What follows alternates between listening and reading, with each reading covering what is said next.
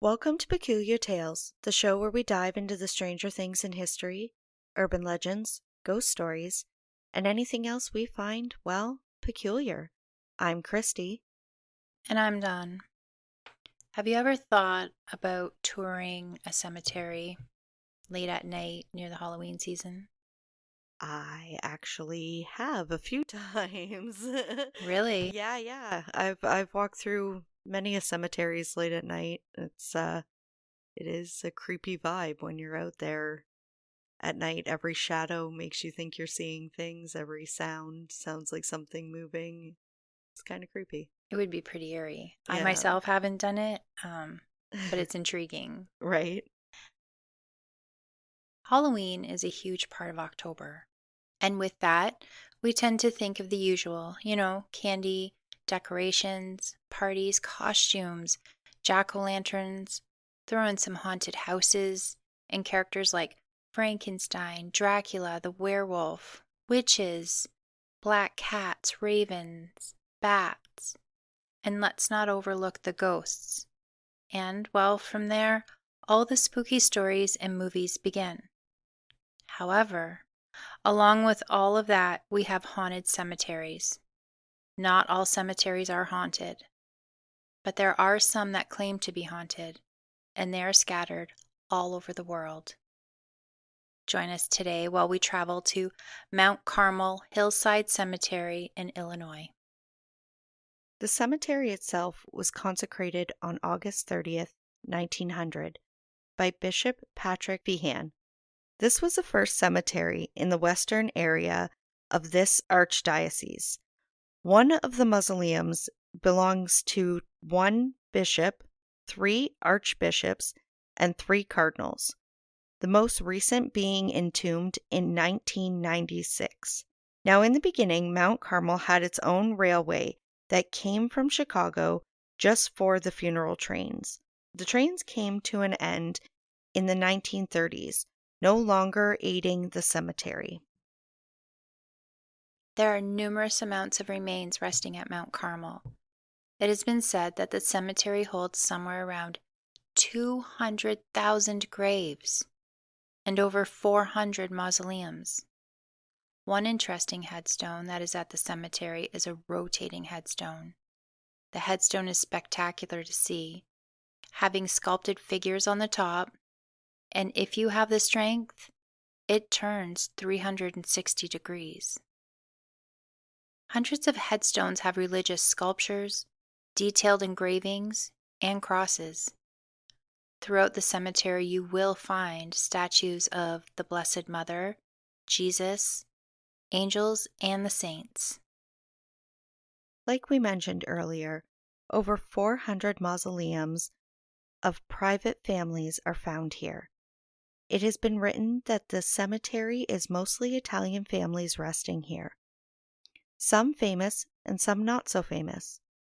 Some Italian families that chose Mount Carmel as a resting place for the afterlife are gangsters Al Capone, Machine Gun McGurn, Sam Giancana, the Jenna brothers, and Earl Jaime Wise, who was noted as the only man Capone feared. There is also a grave for the famous actor Dennis Farina.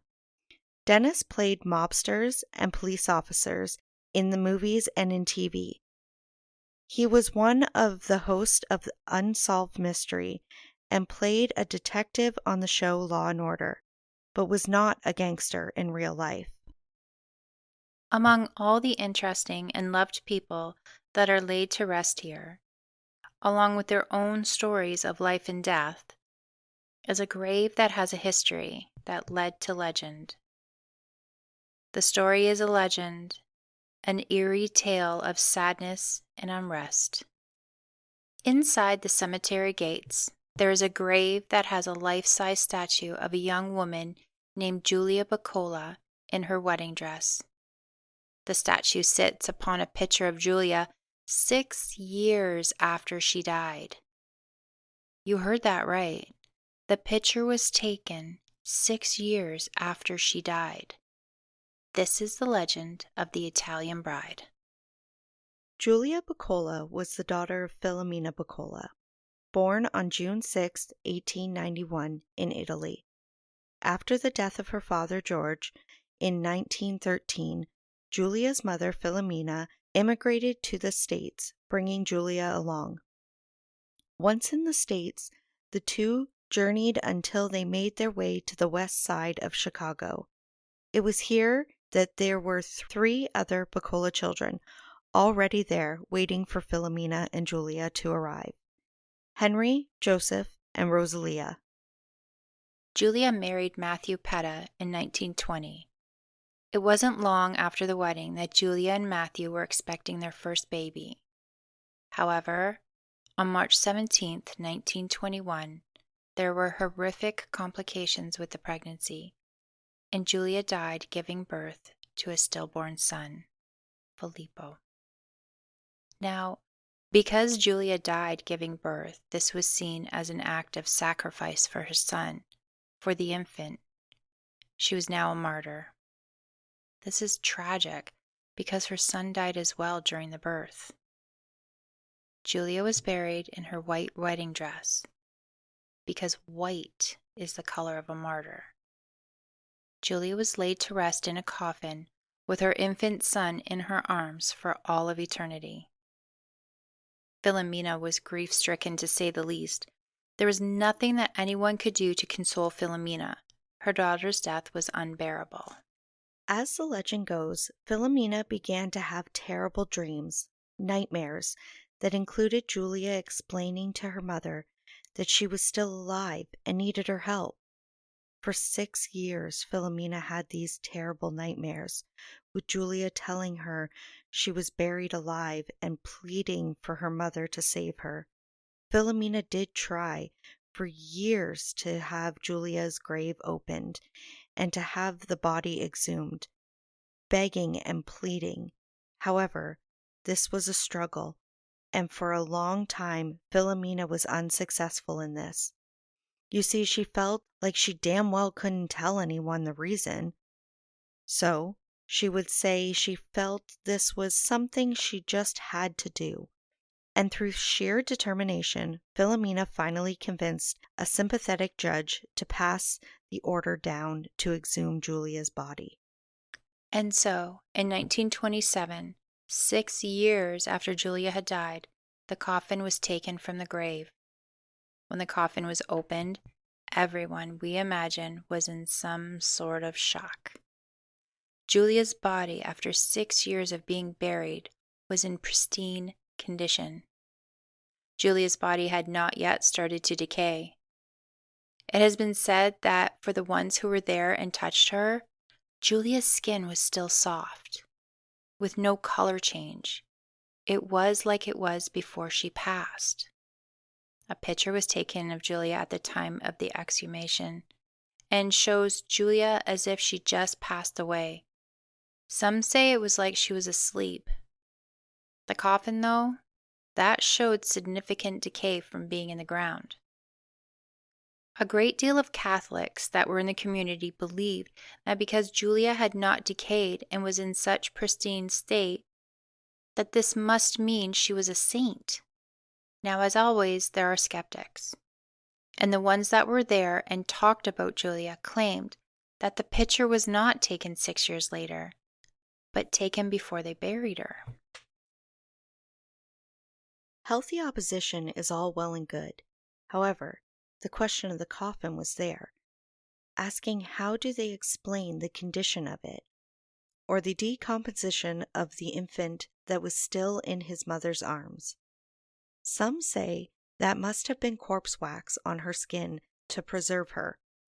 To help explain corpse wax, it is said that it is basically a substance that is of fatty acid and calcium soaps that forms during decomp of the dead body fat that is in wet or moist conditions, meaning that Julia's body was naturally preserved. After this, Philomena tried to raise money for an extravagant tombstone for her daughter. It has been noted that her brother Henry paid for the cost. It has been explained by some that Philomena and others in admiration put up the postmortem picture on the front of her grave monument, as well as a wedding photo of Julia in her dress, the inspiration for the statue. Above the photo is a life-size statue that serves as a testament of a mother's love for her daughter, and possibly a testament to miracles.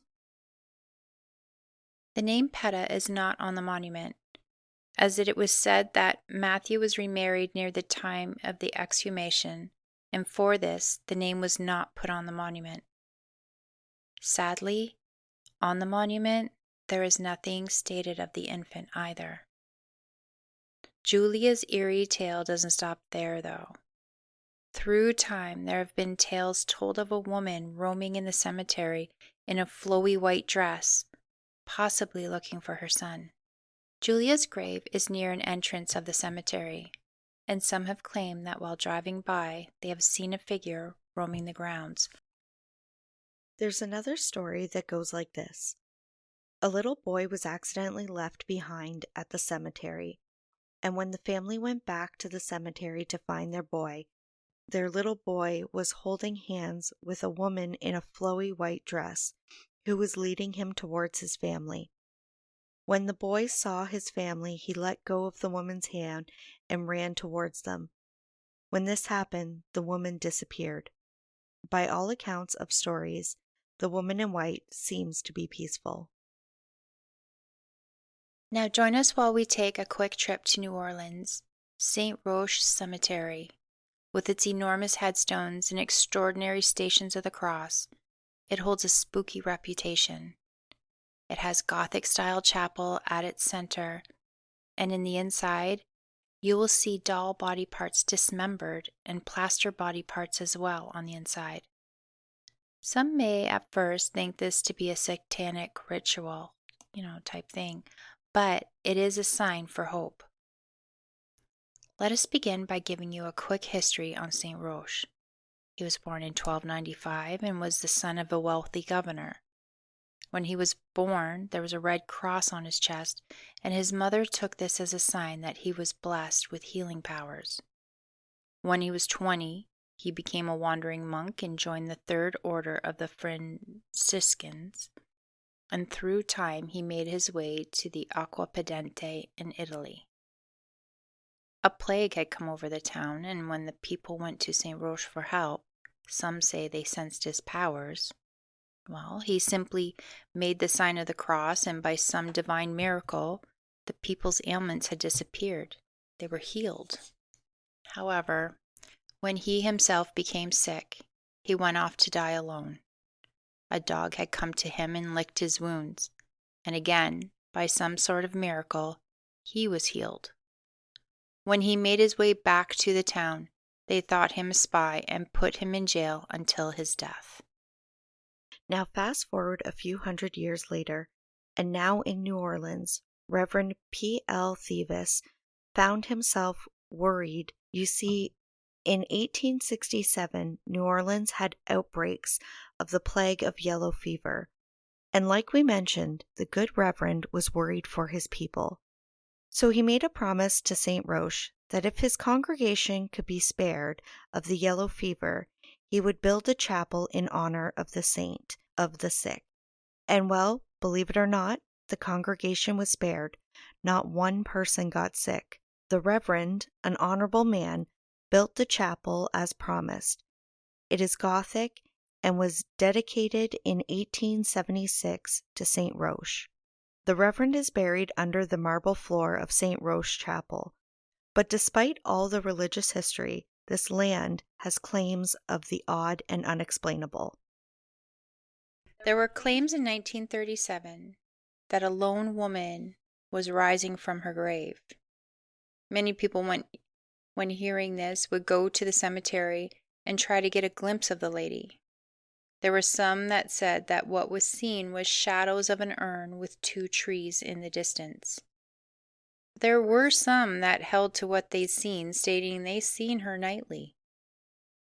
There's also been some that say that there is a shadowy figure that seems to be able to walk through walls and headstones.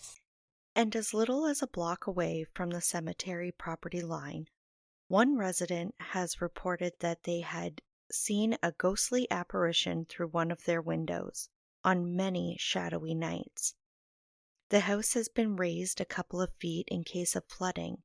The local known as Outlaw Dave, who was also known at the time as a local trombonist, claimed that the figure of a man appeared clearly from the waist up outside the window. Here's where it's interesting. The window was said to be a good 8 feet above the ground. Dave's wife reported that she was awakened late at night by the same spirit with rapping on the window. The couple has since moved and said that the spirit was harmless, but quite the pest. So those are interesting stories. Those are interesting stories. It's interesting to me that both cemeteries are very religious, and that everybody who is associated with the cemeteries and who's been laid to rest in these cemeteries were just such devout people. Right. And that the ghosts that accompany these cemeteries seem to be just good. Yeah, it's not like there's too many stories here being like, oh, there's a ghost that chased people out or does harm of any sorts. It's all very, I don't want to say benign, but like they're just there. I do find it interesting because it's like such a like a heavenly place, right? And that everybody is just very at peace, even the ghosts. Yeah. It's refreshing. It is. It's nice to hear that it's not all doom and gloom. Right? But it is interesting about Miss Julia here how she did not decay, if you believe it. Right? That is strange. And I mean, I guess there's, probably scientific evidence to prove that this can happen. But it's just a very strange thing to have the casket decaying around her, the infant. So sad. Just It's odd because even with the mom's dreams, right? Where is that purely coincidental? Right. Like for years to try to get this done, you're having these dreams, you can't tell anybody about it. And then when it opens, it's like, wow, this. Right. Or you wonder too if her dreams were mostly like the guilt of like losing her child too soon and feeling like she needed to see her again. She just needed to be near her again. It's just tragic. It is. It's a very tragic story. And then so you have Saint Roche. More miracles here. Right. So interesting. So Saint Roche himself is interesting because I didn't know about this saint before this story. I didn't either. And so what wasn't in the story was that at the cemetery, people have claimed that there's an overly large black dog that can be seen in the cemetery of Saint Roche. And the dog doesn't like growl. He doesn't even approach people. People look at this dog and think that it's approachable because they're walking up to it. But when they get close to the dog, he just disappears. That's interesting. Kind of like a guard dog in a way, just It pacing is. the ground. Because along with being the patron saint of the sick, Saint Roche is also the patron saint of a few other things, one being the patron saint of dogs. Oh, that is interesting. Yeah, that's a little bit of a tidbit there, That is interesting. I did find that. Like, was this the dog that he had with him in life? You don't know, right? Like, or the dog that found him in the woods when he went out to pass. Yeah. It's so sad that he was just gonna go do his own thing. I'm sick, leave me alone. And then he got better and they were just like, spy. Right? Like, spy! Come on. Put him in jail. It's just terrible that, saints have to have like such a horrible, tragic thing happen to them to become a saint. Right? Seems like. I could be wrong. Yeah, it feels that way. So while most ghost stories are based in terror, with evil faces accompanied in screams. Some are somewhat annoying, pestering us, or guides watching over the innocent, and with stories weaved with miracles. It does call for curiosity and intrigue. Whether you're a skeptic or a believer, there will always be a ghost story that will stand the test of time and may never find rest, even in a cemetery. And as always, thank you for listening to Peculiar Tales today. Be sure to follow us on our other social media platforms like Facebook and Instagram to be up to date on our podcast. And until the Peculiar calls again for another tale, happy haunting.